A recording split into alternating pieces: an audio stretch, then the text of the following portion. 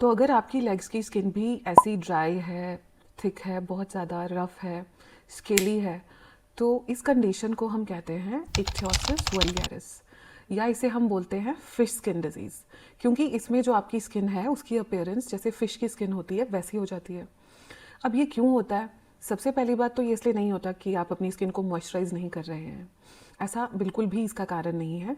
ये एक genetic disorder है जिसमें एक प्रोटीन जिसे हम फाइलैग्रिन बोलते हैं, जो हमारी स्किन का जो नेचुरल मॉइस्चराइजिंग फैक्टर है उसको बनाने में हेल्प करती है, या आप कह सकते हैं उसका पार्ट है।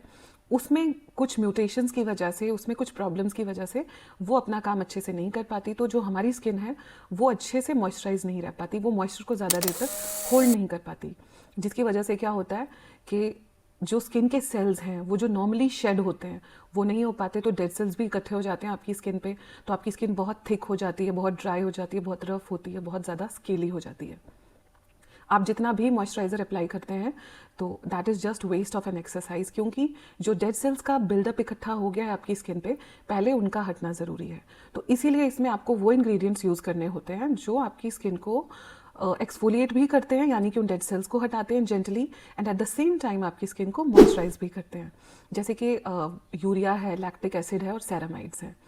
तो इन क्रीम्स को जिनमें यूरिया है, लैक्टिक एसिड है या सेरामाइड्स हैं, उनको लगाने का जो बेस्ट तरीका है इस सिचुएशन में वो ये होता है कि आप जैसे ही शावर लेके आते हैं, आपकी स्किन अभी डैम्प ही होती है, मतलब शावर लेने के विद इन 2 to 3 मिनट्स आपको क्या करना होता है, डैम्प स्किन पे इन क्रीम्स को या इन लोशंस को अप्लाई करना होता है,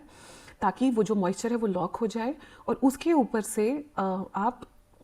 मतलब एक ऑक्लूसिव लगा सकते हैं, जैसे कि पेट्रोलियम जेली या वैसलीन, क्योंकि वो एक ऑक्लूसिव है, वो कम्प्लीटली आपकी स्किन को सील कर लेता है, और जो मॉइस्चर है वो आपकी स्किन से एस्केप नहीं हो पाता, एवेपोरेट नहीं हो पाता, और आपकी स्किन जो है वो ज़्यादा देर तक मॉइस्चराइज रह सकती है इसकी वजह से। और दूसरी चीज़ जो आपको इंश्योर करनी होती है